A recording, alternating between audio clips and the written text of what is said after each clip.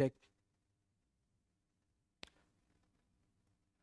Hello and good evening to all of you. Good evening and welcome to Edukemy's YouTube channel.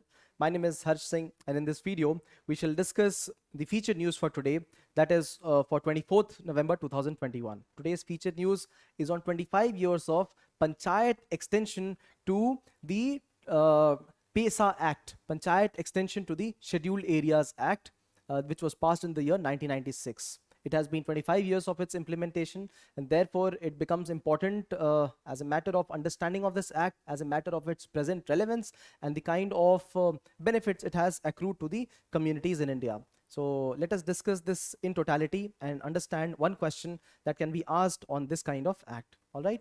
So good evening, Netra. Good evening, Amlan. Good evening, Sam. Hello, Anonymous. Good evening to all of you. Right. So let us quickly start with this discussion. Now, before getting into understanding what is this PESA Act, Panchayat Extension to Scheduled Areas, we should also understand what is the scheduled area here. Now, Schedule 5 talks of the scheduled areas which we are talking of here.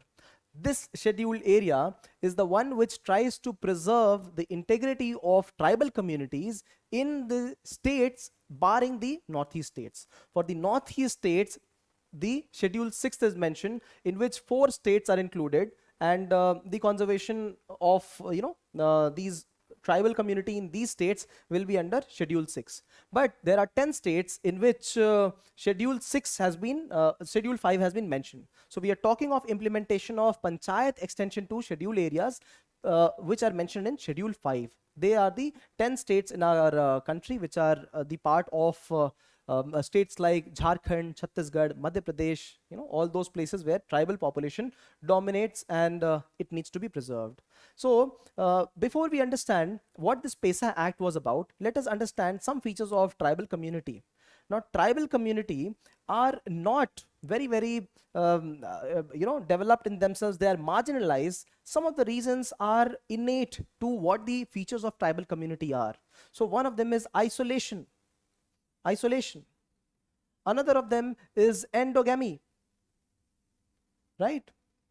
Then third one could be they do not want the fruits of development, so they want to keep away, so they remain aloof physically and also technologically. They do not want to participate. They are already well settled and they're happy in their own lifestyle. So this is the reason that the government wants to also preserve the community and also want to have a development for them also. Now, in 1992-93, we had an important act passed, 93rd Amendment Act, and in 1993, the act was passed, and this was in relation to the constitutionalization of Gram Panchayats, local administration, right? So when the presence of Gram Panchayat exists in all the rural areas, they should also exist in tribal areas.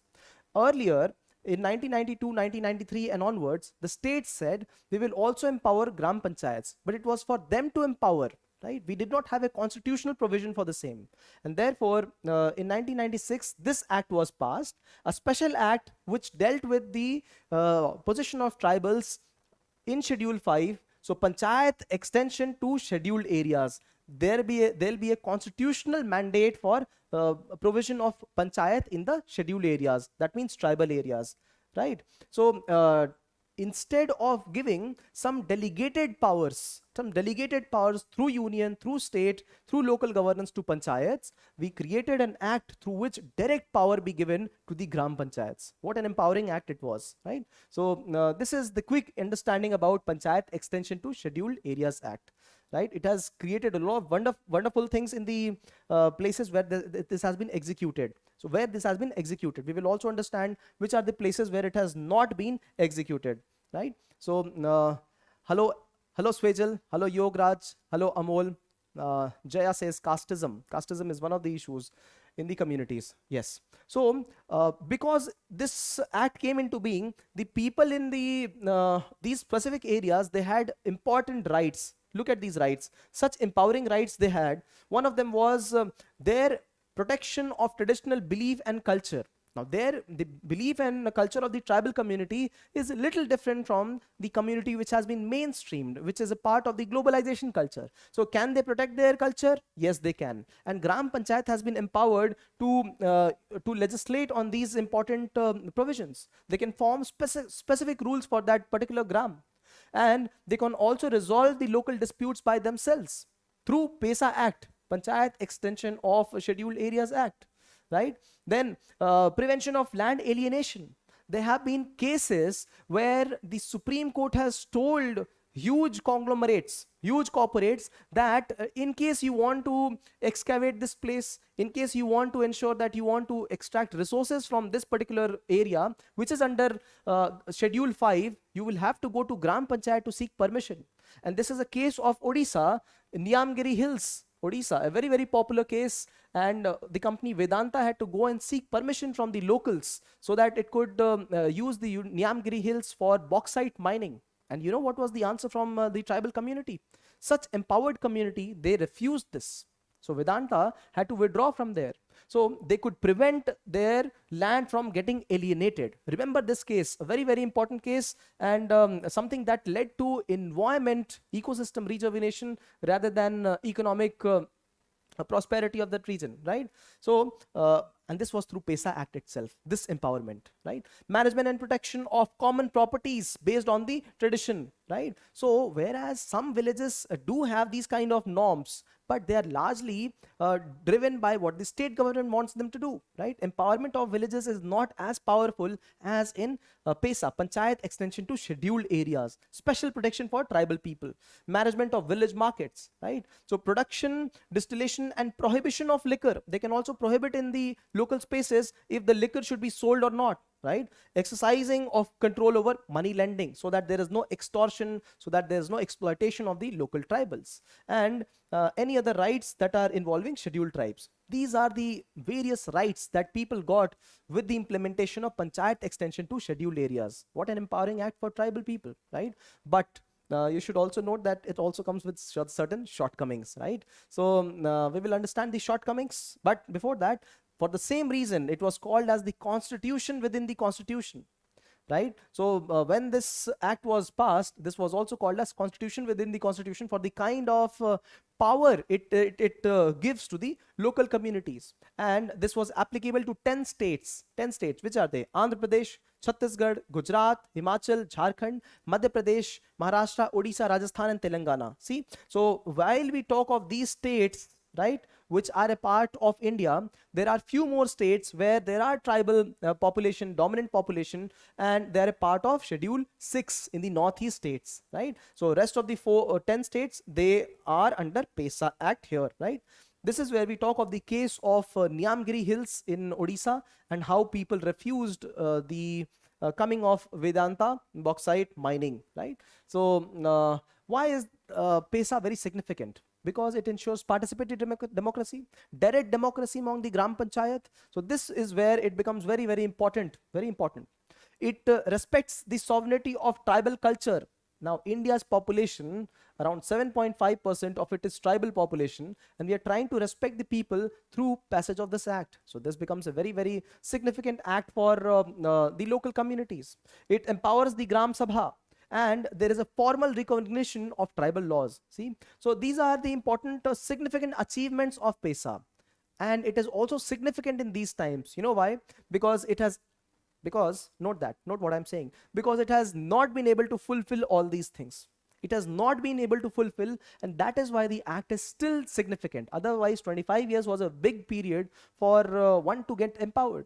So what are the issues? What are the issues? See, the notification of PESA rules is one issue. See, there are several states which are yet to notify these rules. 4 of these states, Madhya Pradesh, Chhattisgarh, Odisha and Jharkhand, they are yet to notify. So the tribal community is yet not empowered as far as PESA Act is considered in these states, 4 out of 10 states. Non-uniformity of implementation. Now, a very good example here is, the PESA Act mandates that there will be creation of the Gram Panchayats in these tribal areas. There will be creation of Gram Panchayats in tribal areas, but the states are the one which will tell what are the powers that they will have. See, So when it is on state to delegate powers, to delegate resources, financial resources, funds, etc., then we are at the mercy of the states. So look at these two important reasons because of which the act is still relevant. Otherwise, the tribal people in these places would have become very, very powerful in themselves. But tribal population at many places are still exploited. Right. So this is the reason that PESA Act is not, having the strongest of its implementation in the country. See, there are states.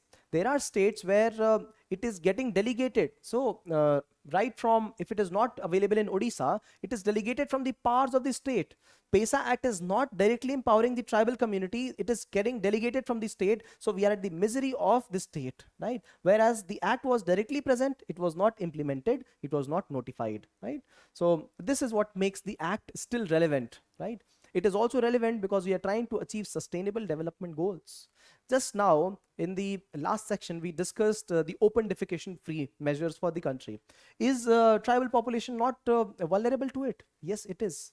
In fact, because of these kind of diseases, the new kind of diseases, the tribal population is more vulnerable because they do not have access, they cannot afford, and it is not even available to them. The kind of vaccination, the kind of medical devices, procedures, they are even unaware of many of these, and that is why they are the most vulnerable, and this is why their population is decreasing with the coming times, right? So one of the communities of tribals in Kerala, we had discussed that in one of the terms 3 days back.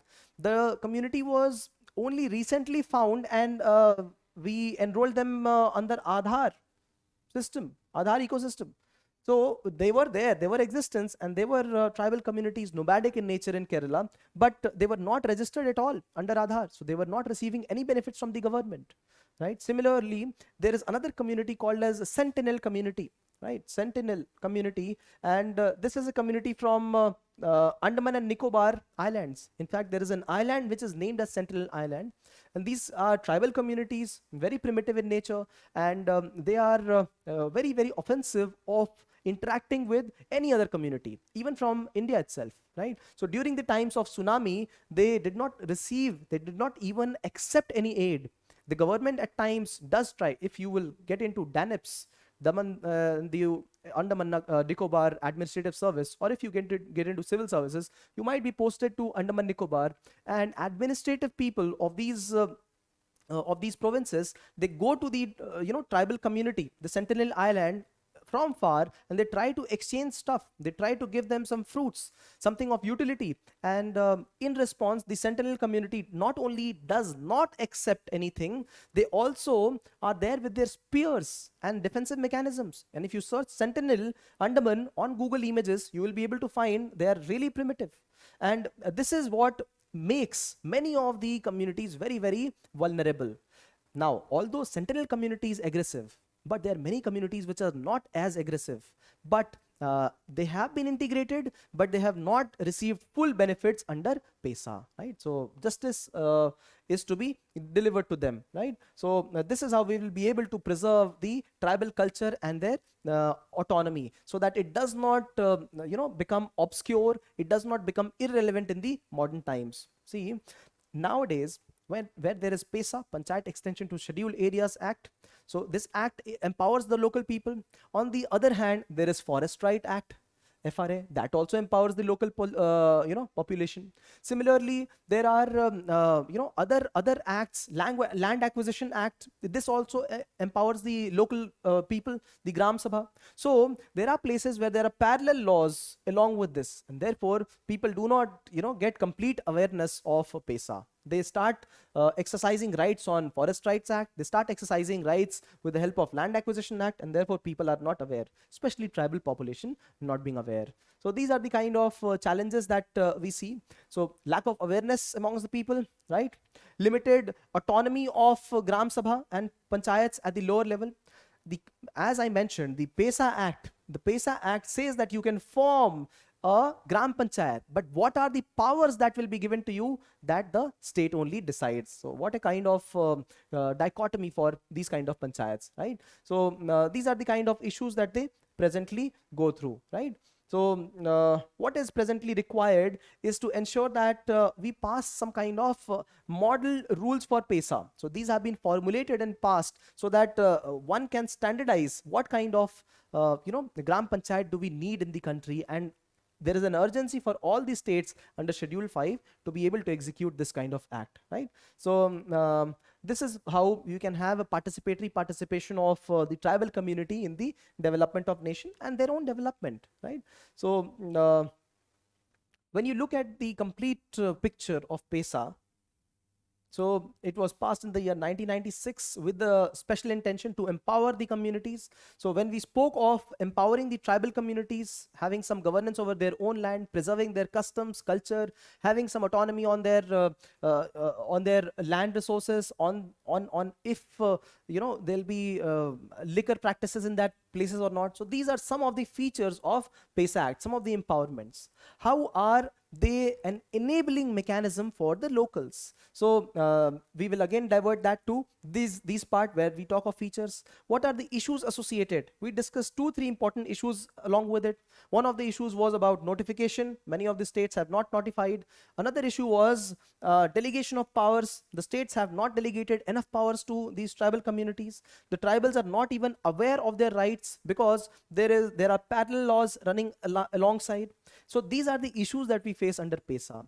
And what is required? So what are the recommendations? Recommendations was to have a model PESA Act so that all states pass, so that tribal leaders, they get aware of their rights. See, another important issue with the tribal community is that whereas many of the communities have some or the other representation at local levels, at regional levels, at national levels, but tribal community, it is a community which is more or less egalitarian in nature. There is more equality amongst people, amongst gender, and that is why few leaders come up as spokesperson, very few people. So this is an egalitarian community, and this lacks leadership in general.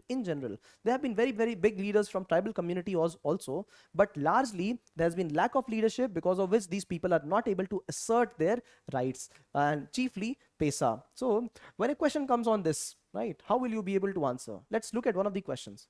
The question says, the fundamental spirit of PESA Act for areas under Schedule 5 is to develop power and authority directly to Gram Sabha and Panchayats. Yes, absolutely. This is a statement here. In this context, examine the challenges in fulfillment of this spirit of PESA. All right.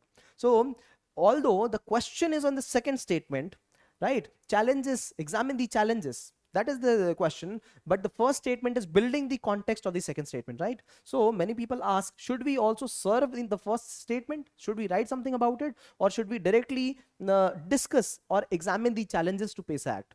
My dear friends, you might as well want to write a little about the first statement as well. So when we say that this is to directly give powers and authority to the Gram Panchayat and Gram Sabhas, you will talk about some features of the PESA Act and why it was passed. This can be the part of first 20% of the answer, introduction, and one case study, one image about one case study here, and after that you can examine the challenges. So you can put all these 4 or 5 challenges that we have discussed with examples, and this will serve your answer very well, right? So we will basically talk only about this segment of the answer. We will not talk about the definition of tribal. We will not talk about how they are what are their chief qualities. We will only talk about the issues, and we will also talk only a little about how PESA has empowered the community, only because first statement speaks about it. All right. So this is how your answer will get concluded. Now, Isha says, sir, one of the example of traditional belief is Jagannath temple, which is based on tribal deity, Nimandhava. All right. All right. Jagannath temple, I understand it is about Lord Jagannath and then his sister and brother Balbhadra, right? Krishna, Balram and their sister, is it not?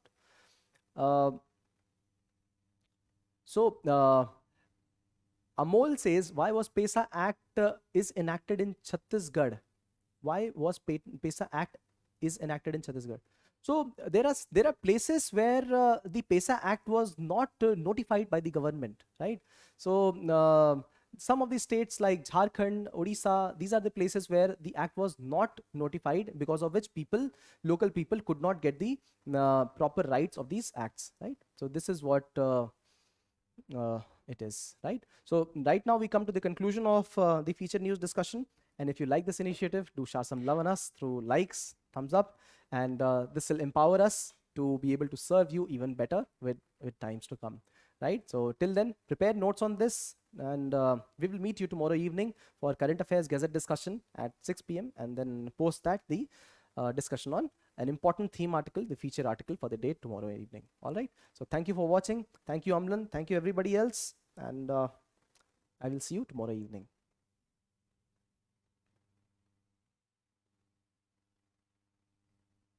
Abhinav asks me about Schedule 6 areas.